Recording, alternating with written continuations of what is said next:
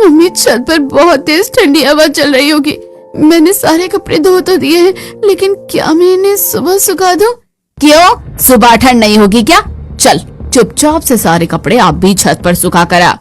मोनिका जी महिमा के बाल पकड़कर उसे धक्का दे देती है। इसके बाद रोती हुई महिमा छत पर कपड़े सुखाने के लिए जाती है और छत पर कपड़े सुखाती हुई कितनी तेज ठंडी हवा चल रही है छत पर। आज तो मुझे बुखार आ गया है। जल्दी जल्दी से कपड़े सुखाकर नीचे जाकर सो जाऊंगी, वरना और तबीयत खराब हो जाएगी।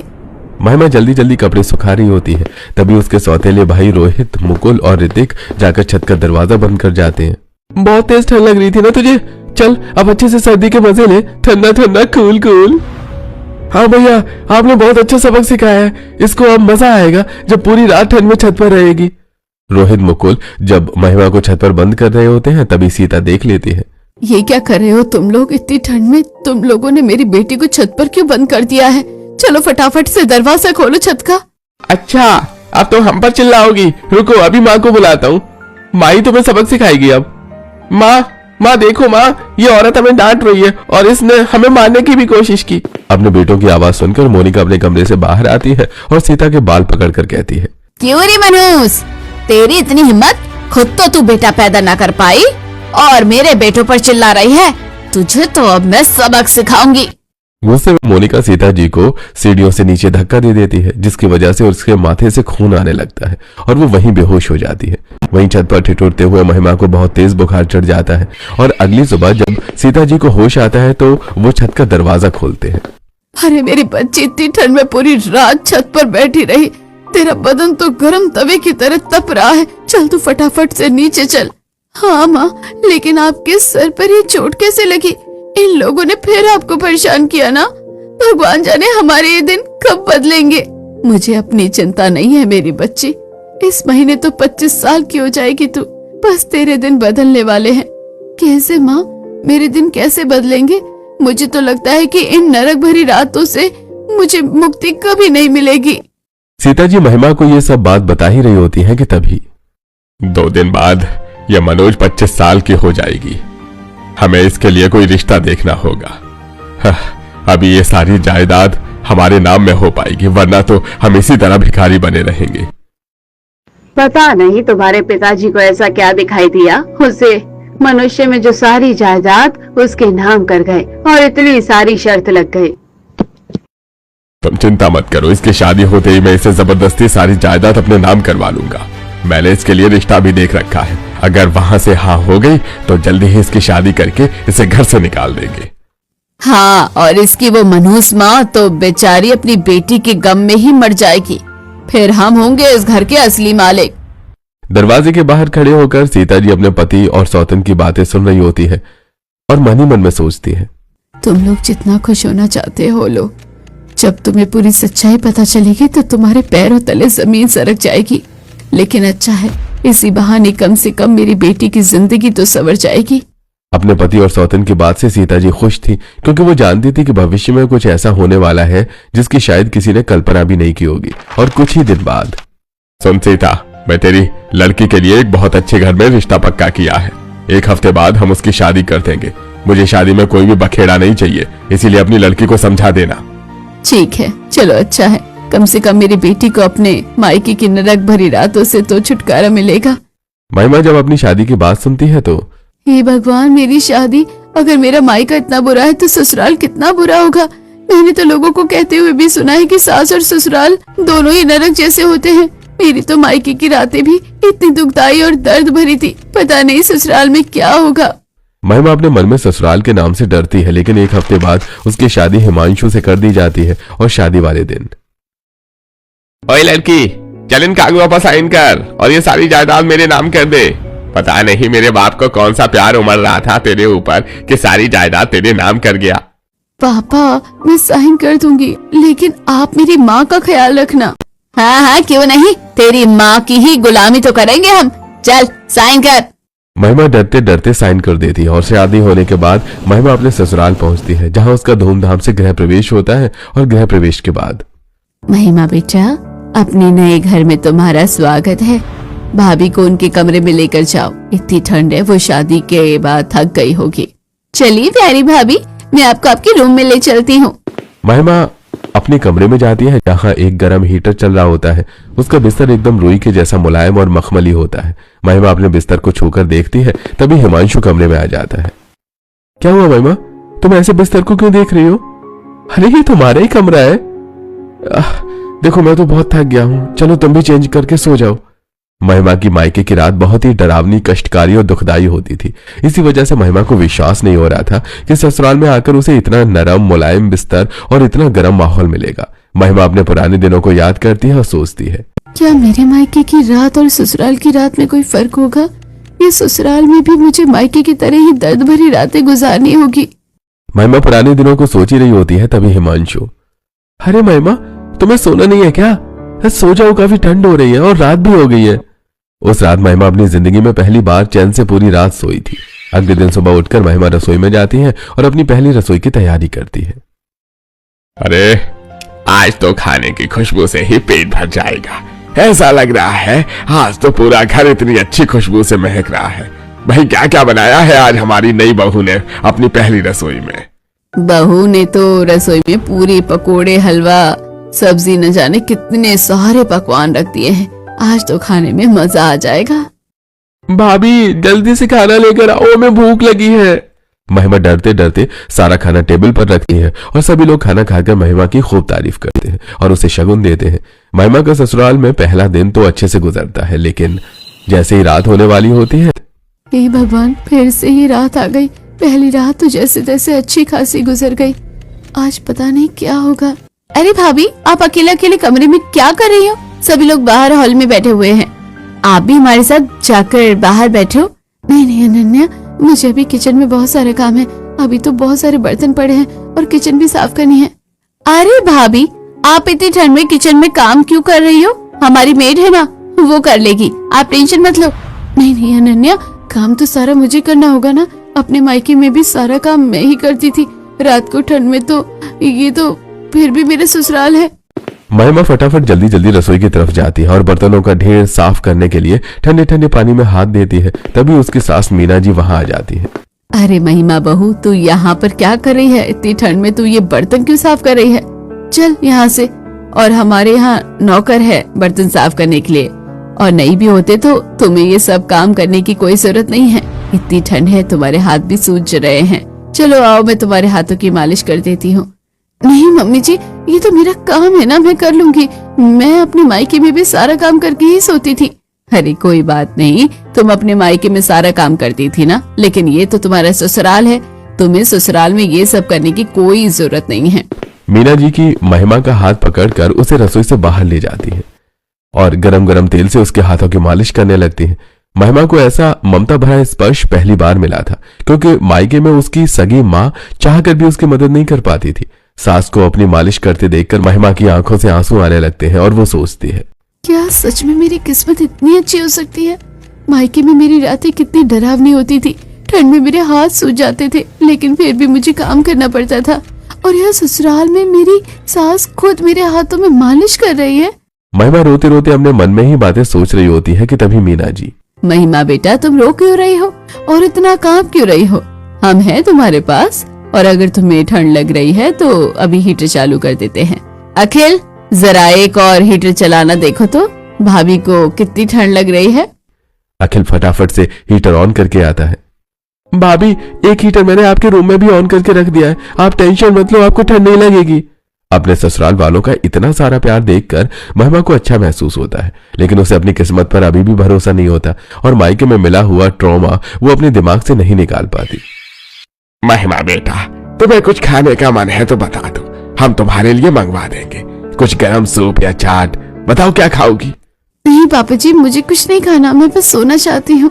चलो फिर, वैसे भी बहुत रात हो गई है, चलो सोने चलते हैं।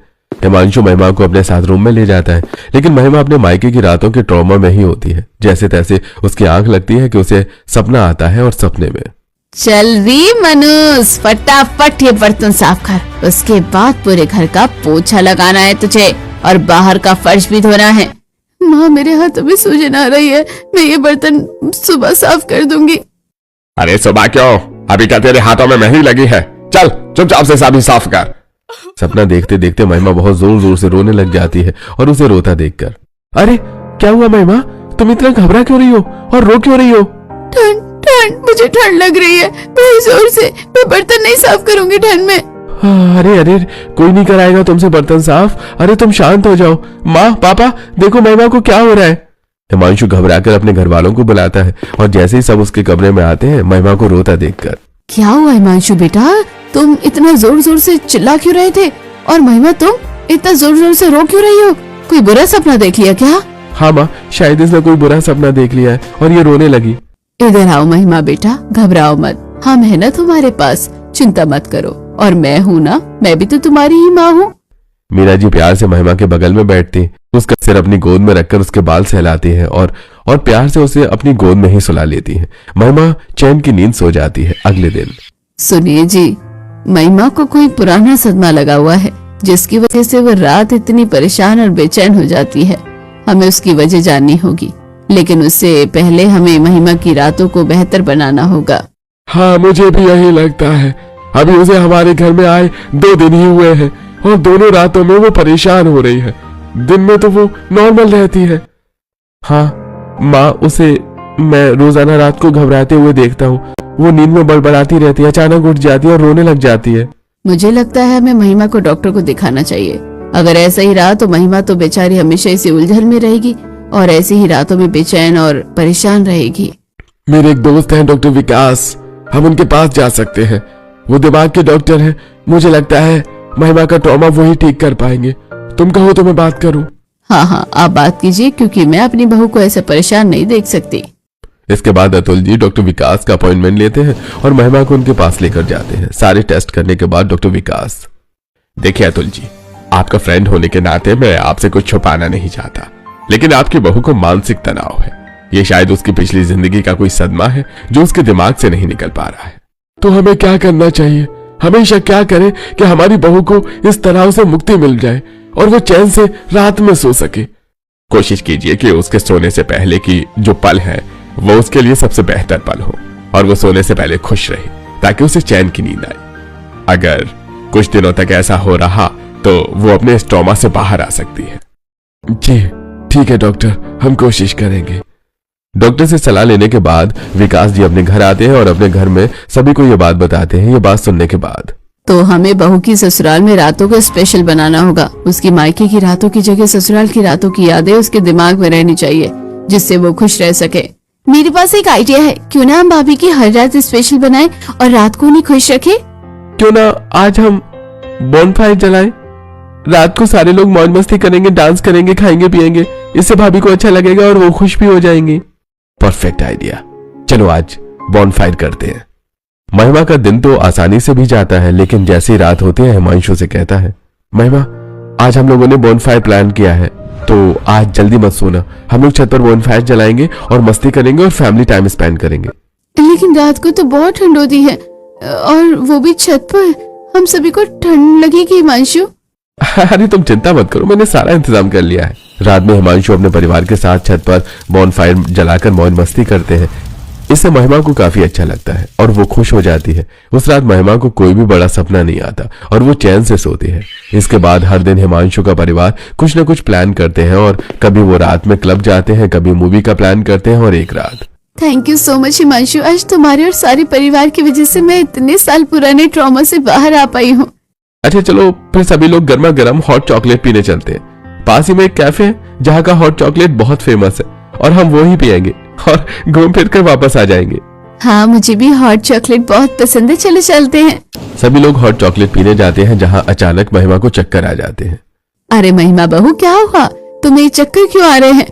कुछ नहीं मम्मी जी, वो बस मुझे थोड़ा सा बुखार था तो शायद उसी वजह से। अरे तो तुमने मुझे बताया क्यों नहीं? अगर बताया होता तो हम घर पर ही मंगा लेते, रात में बाहर क्यों आते? अरे कोई बात नहीं, मैं ठीक हूँ, चलिए घर चलते हैं। नहीं, अभी हम पहले डॉक्टर के जाएंगे और तुम्हें दवा दिलवाएंगे। नहीं नहीं पापा जी, मुझे दवा की कोई जरूरत नहीं है। बेटा अब तुम्हारी शादी हो गई है, तुम्हें किसी से डरने की जरूरत नहीं है। मैं भी तुम्हारे पापा जैसा हूँ, तुम चिंता मत करो, हम हमेशा तुम्हारे साथ हैं और जो तुमने मायके में झेला है वो कभी नहीं झेलना पड़ेगा। पापा जी, मुझे आज तक अपने पापा का प्यार नहीं मिला। आपने मुझे पापा का प्यार दिया। मैं कितनी खुश नसीब हूँ। अब सब बातें ही करते रहोगे या घर भी चलोगे? ठंड बढ़ गई है और महिमा को बुखार है। चलो सब घर चलते हैं।